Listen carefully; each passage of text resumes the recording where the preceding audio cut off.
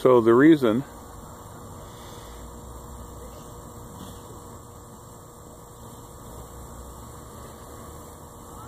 reading fantasy is so important is because of life.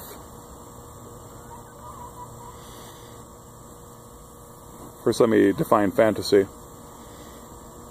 I suppose I am dominantly using it to mean fanciful fiction. But ultimately, I kind of mean all fiction. All fantasies, all imaginations, all fanciful storytelling.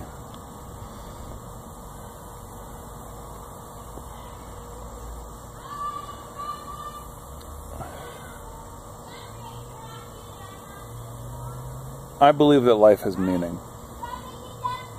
That's why stories are important. Life can only have meaning if it has a trajectory, if it has something it's heading toward. I suppose I should fine-tune that a little bit. Not only should life be heading toward something that has meaning, that something itself should have meaning. All right, I don't want someone saying, well, yeah, all life is heading towards the end, towards no more life, towards the result of entropy. And I suppose that's something, but that's a meaningless something. So, if life is heading in a particular direction, then it has meaning. Reality itself has meaning. Choices, decisions have meaning. Morality has meaning. Is more than just some sort of social construct to help us get through this life until we die, and until our race is gone from this earth. So, as a Christian,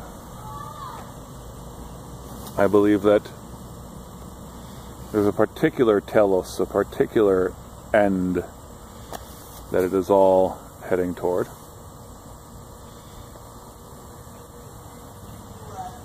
More specifically, I believe that the world will be made right, that all of creation will be redeemed, that all the brokenness that we see will be gone.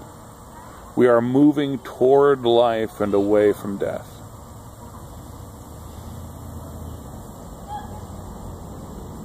So,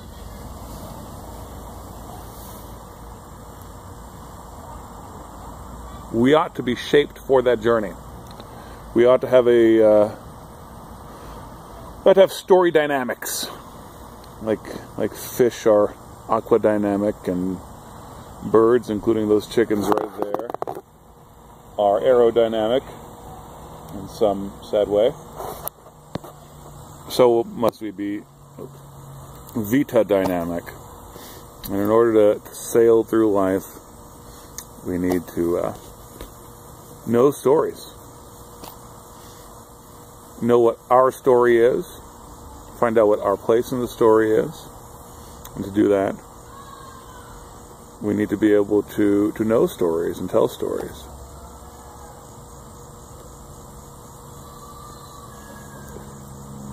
Storytelling, I think, is also developing this a little further.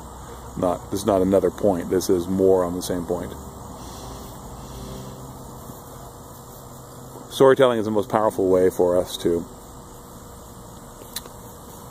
construct our who we are as expressed morally.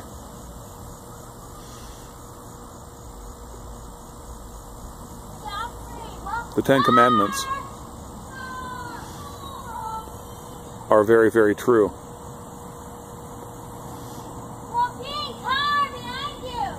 And memorizing the Ten Commandments is a good thing. But the Ten Commandments are relatively meaningless outside of the context of the greater story in which it's told.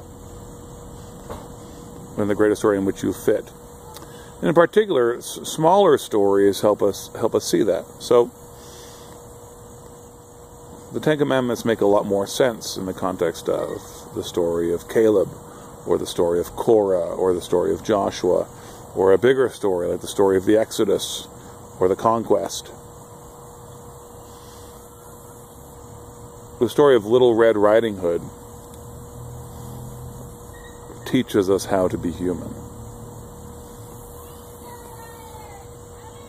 This is why storytelling is so important.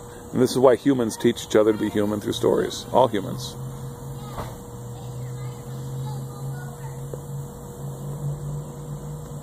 So, that's it for this video. There are other related topics I want to talk about. Just like last time I said that. So, the storytelling series. But just to sum up,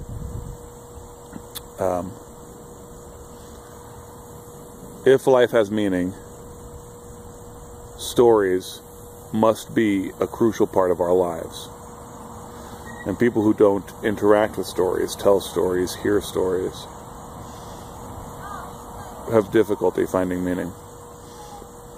Specifically, in the Christian reality, in the Christian world, God has revealed himself through story, has made us part of a story. So stories are an integral part of our makeup, of how we see ourselves, of our place in the world, of our morality,